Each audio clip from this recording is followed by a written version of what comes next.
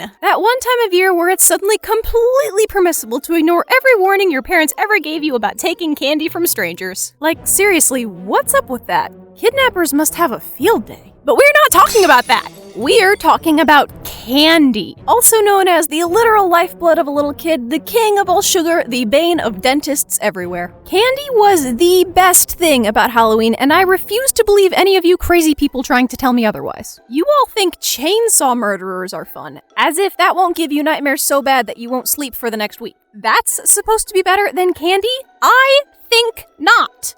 But not all candy is equal. Oh no. There are tiers. A hierarchy, if you will, of the best sweets to find in your little pumpkin-shaped bucket. On one hand, you've got your king-size chocolate bars, and on the other hand, you've got those weird Krabby Patty gummy things that in no way tasted like a sandwich. What even are these things? Who told you this was candy? Clearly something is wrong with this picture, so I'm going to help fix it. Buckle your seatbelts, kiddos. We're gonna take a little trip down memory lane and all the greatest chocolatey goodness that lives there. Now, obviously, the best candy bars were the biggest ones. There was always that one house that gave out those king-size Hershey bars or whatever, and I swear there's a Halloween gossip train or something that exists for only a few hours every October, because within 30 minutes, every kid knows which house it is. But we'll get to that in a minute, because first I want to complain about the worst candy bars. Save the best for last and all that. There are some candies, which should not be called candies, or even classified into the same group.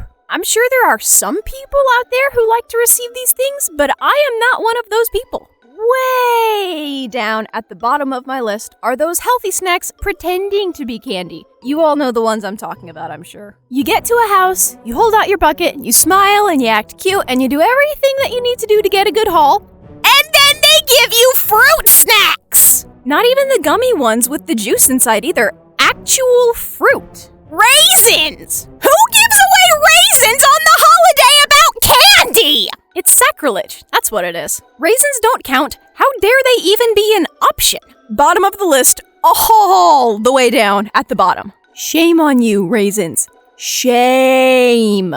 Then we've got taffy, which isn't actually all that bad unless you've got braces. Then it sucks. But there's always this one flavor that shows up on Halloween that almost nobody likes. In my entire life, I have only met one person who likes it. I don't care what you say, Banana Laffy Taffy isn't good. It doesn't even taste like modern bananas. You know what it does taste like? Extinct bananas! This is a taffy flavor based on the taste of a fruit species that barely even exists anymore, and now no one remembers what it's supposed to taste like. The only reference most people have is a bad candy flavor. Honestly, if that's what it used to taste like, then no wonder it's almost extinct. No one cared enough about it. That's actually quite sad. But it's still a terrible candy flavor. Bottom of the list, no excuses, sit there and think about what you've done. Your only saving grace is that you technically are a candy and are thus higher in the hierarchy than the raisins, but you are pushing it. Thin ice, buddy.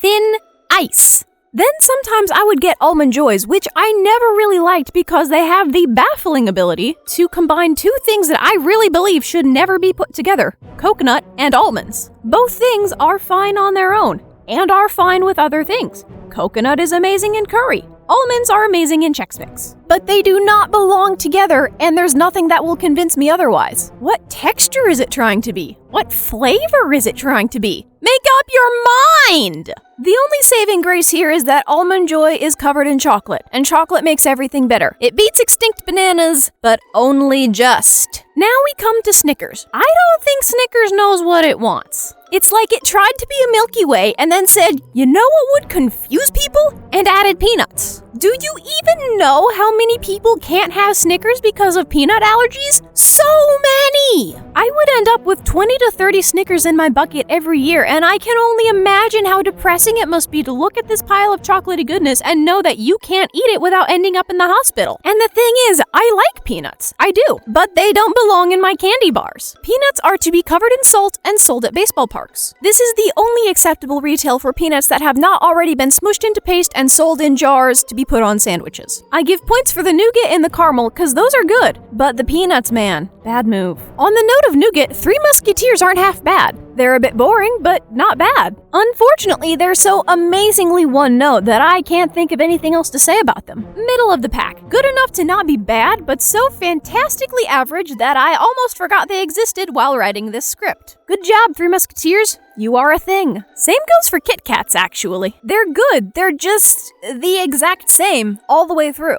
There's nothing different. It's chocolate and graham cracker, and the only reason I'm giving it a leg up on Three Musketeers is because it's crunchy. You have texture, Kit Kats. Congratulations. Then there's Milky Way, which is by far my favorite name for a candy bar. It's named for a galaxy. Well, either that or the galaxy is named for the candy bar, but I sincerely hope it's the first way around, because otherwise that's just awkward. Milky Way gets brownie points over Kit Kat and Three Musketeers because, unlike those two, Milky Way's actually got something going on. Nougat and caramel both taste good together and with chocolate, but it's all soft in there. Where is my texture? Everything is squishy. I almost feel like if you crammed a Kit Kat into a Milky Way, it would be so much better. Speaking of which, Twix! Not quite a Kit Kat crammed into a Milky Way, but pretty darn close. Twix has an excellent mix of chewy from the caramel and crunchy from the cracker, which is how crunchy should be done. Take notes, Almond Joy and Snickers. Nuts smothered in wet stuff is not crunchy. Stop trying to pretend like it is. I do think Twix could benefit from a sprinkle of salt, but that's something easily fixed at home, so good job, Twix. You're competent. Back on the thing about nuts, Reese's are pretty darn good. According to the commercials, I've been pronouncing it wrong my entire life, but then again, who hasn't? Still, the internet informs me that Reese's are one of the most popular Halloween candies, and that just seems sad for the nut allergy people.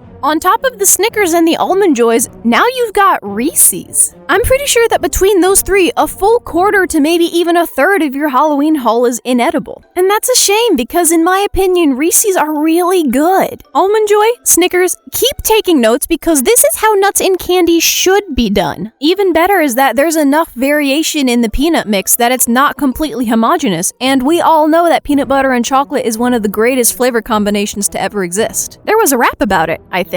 Granted, for a cereal, but still, how many flavor combos get to say they have a rap? Just one. Now we come to the big ones. These are the bars which, while not the best ones, were clearly the most coveted because of how large they were. I'm talking about the jumbo-sized candies, the ones which might have weighed a full half-pound all on their own. Those things were worth their weight in gold to me and my siblings back then, I swear. Not because of how they tasted necessarily, but because they were impressive. It was more for the shock and awe value, now that I think about it, rather than the actual flavor, and maybe that's why I've never ranked Hershey's in my favorites. Subpar chocolate never tastes good, regardless of how big a package it came in. Oh my gosh, I forgot to rank Hershey's! Okay, it's completely forgettable, even more so than Three Musketeers, because at least I remember that Three Musketeers existed. Below that, but above Snickers, because at least Hershey's doesn't think that nuts and candy is a good idea. Boom! Done! Moving on! And finally, a little personal touch. My favorite Halloween treat was never actually the candy. It was the seeds we'd get out of the pumpkins after we carved them. My mom used to take the seeds, clean most of the gunk off, toss them in salt and olive oil, and then roast them in the oven. My Halloween candy had nothing on these little beauties, and to this day, they're still one of my favorite things about the season. So much better than garbage raisins and extinct banana taffy. That said, I know that my opinions aren't everyone's opinions, which is why I tagged it largely and extremely obviously at the beginning of this video. If you somehow missed that, wow! I am impressed and also concerned at your ability to be so selectively oblivious. Regardless, feel free to complain to me about how exactly I'm wrong about extinct banana taffy, or just tell me what your favorite Halloween candy was. Or is, I'm not judging. I managed to trick-or-treat until halfway through high school, after all. Sheet ghost costume for the win. One of the greatest flavor... Only exists for a few hours every... few hours. Wow, okay, I don't know what that is, but it's not what I wanted. Clean most of the gah.